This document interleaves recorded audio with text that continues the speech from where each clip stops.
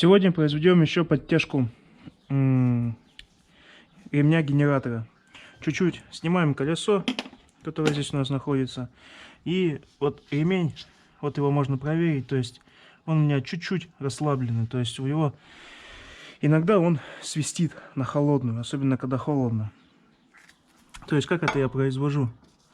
То есть я упираюсь монтажкой в корпус генератора и головкой на 13 чуть-чуть его делаю ослабление. И вот так вот, таким образом слышно было, да, что чуть-чуть я его подтянул. И затягиваем гайку генератора. Сейчас мы его чуть-чуть протянем, так, чтобы он у нас не ослабился. Все. Буквально на пару миллиметров мы подтянули наш генератор, ремень генератора.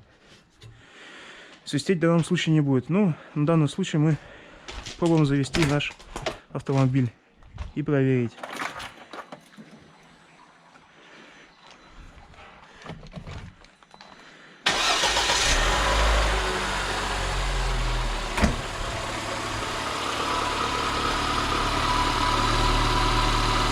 В данном случае видно, что генератор у нас, ремень ГУРа чувствует себя отлично и не свистит.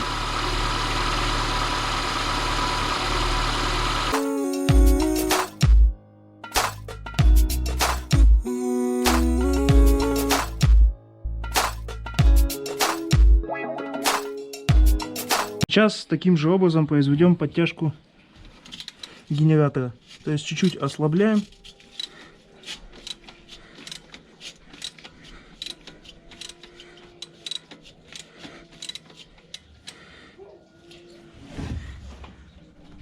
И поддавили чуть-чуть монтировкой вверх. Дальше чувствуем, что он у нас уперся. И закручиваем данную гайку. Сильно перетягивать тоже не нужно, но и в расслаблении он не должен быть.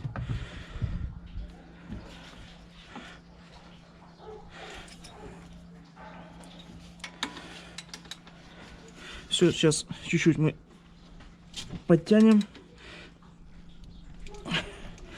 Все. Это мы произвели подтяжку генератора.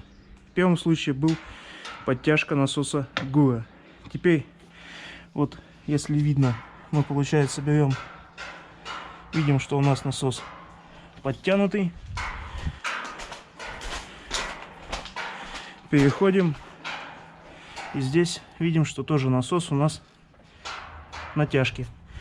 Заведем данный автомобиль еще раз.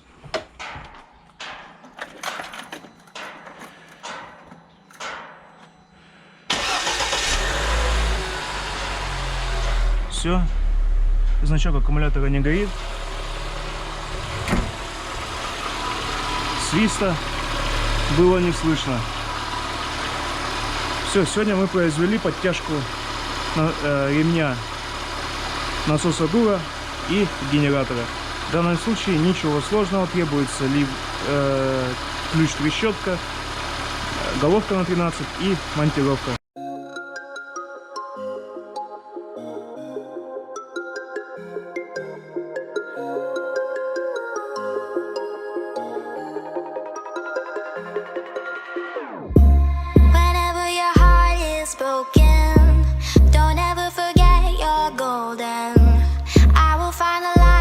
So I'll be there. Never leaving you in the darkness, even when you're out of focus. I will be the light in your life, you'll see it clear. I'll be your inspiration.